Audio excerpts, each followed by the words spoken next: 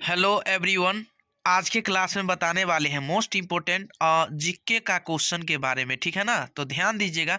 एक एक क्वेश्चन को आप लोग इसे नोट कीजिएगा और एक एक क्वेश्चन को आपको याद रखना होगा। ठीक है ना, और याद अभी से ही रख लीजिए ताकि आपको दिक्कत ना आवे, परेशानी ना आवे, कठिनाई ना हो। ठीक है, और अगर आप लोग इसे सब्सक्राइब नहीं किए हैं तो आप लोग इसे सब्सक्राइब कीजिए, लाइक कीजिए, कमेंट कीजिए, शेयर कीजिए ताकि जब जब लाइव क्लास आऊँ तो आप लोगों को भी जरूर मिल सके। ठीक है, तो चलिए हम बताते हैं कि भारत का राष्ट्रीय पशु का नाम क्या है, यानी भारत का राष्ट्रीय पशु कौन सा है। तो बाघ है। क्या है जी? बाघ। भारत का राष्ट्रीय पशु कौन सा है जी?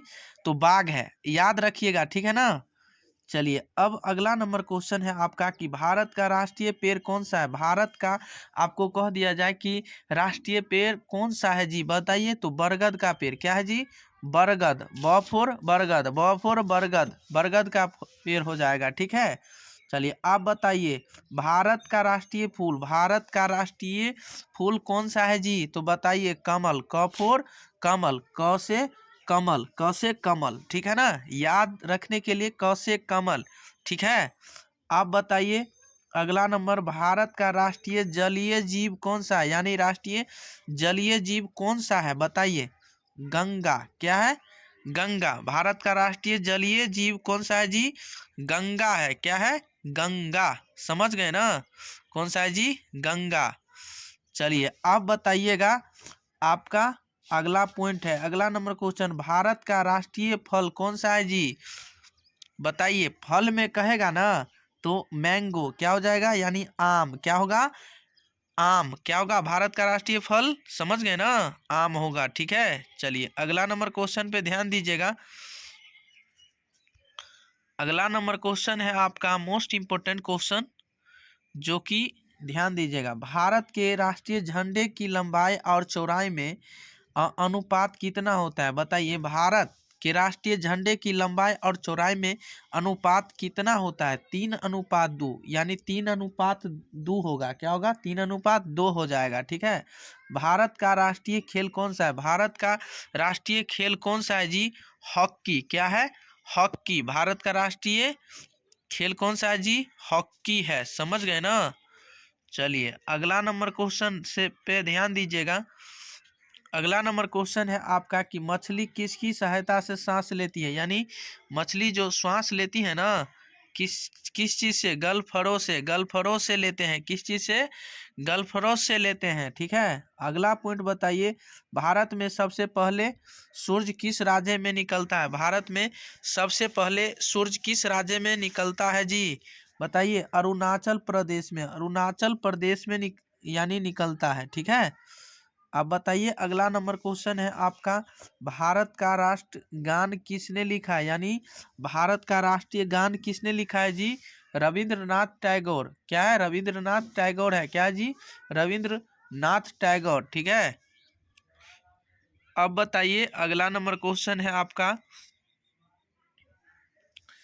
कि भारत का राष्ट्रीय गीत कौन सा है, यानी भारत का राष्ट्रीय गीत आपको कह दिया जाए तो वंदे मातरम। वंदे मातरम, वंदे मातरम। ठीक है, चलिए आप बताइए अगला नंबर क्वेश्चन, भारत का राष्ट्रीय गीत किसने लिखा है, यानी भारत का राष्ट्रीय गीत किसने लिखा है? बंकिम चंद्र चटर्जी। ठीक है, चलिए अब बताइएगा, आपका अगला नंबर क्वेश्चन है, भारत का राष्ट्रीय पक्षी कौन सा है जी? भारत का राष्ट्रीय पक्षी मोर। क्या है? भारत का राष्ट्रीय पक्षी कौन है?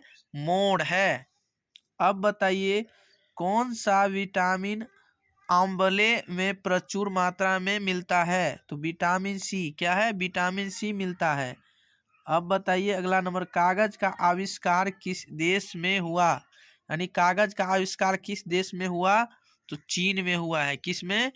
चीन में ही हुआ, चीन में ही हुआ है। ठीक है, चलिए अब बताइएगा, भारत में सशस्त्र बलों यानी बलों का सर्वोच्च सेनापति कौन होता है? तो बताइए। राष्ट्रपति। कौन होता है? राष्ट्रपति होता है। ठीक है, अब बताइए सिखों का प्रमुख त्योहार कौन सा है, यानी सिखों का प्रमुख त्योहार कौन सा है जी? तो बैसाखी है। क्या है? बैसाखी, बैसाखी है।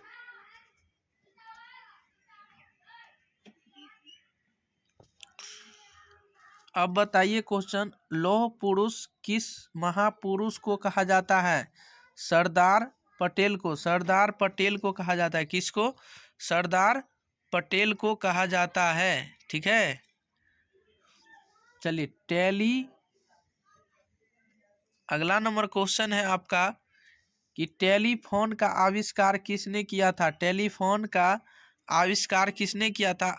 यानी अलेक्जेंडर ग्राहम बेल ने, अलेक्जेंडर ग्राहम बेल ने। ठीक है, चलिए अगला नंबर क्वेश्चन है, मोस्ट इम्पोर्टेंट क्वेश्चन है कि आरबीसी का निर्माण कहाँ होता है? यानी आरबीसी का निर्माण कहाँ होता है जी?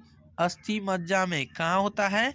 आरबीसी का निर्माण आपको कह दिया जाए जो कहाँ होता है, तो अस्थि मज्जा में। तब तक के लिए बने रहें और साथ ही साथ आप लोग इसे सब्सक्राइब कीजिए, लाइक कीजिए, कमेंट कीजिए, शेयर कीजिए। इससे अगले वीडियो में फिर मिलेंगे। आज के लिए इतना ही, तब तक के लिए बने रहें। इससे अगले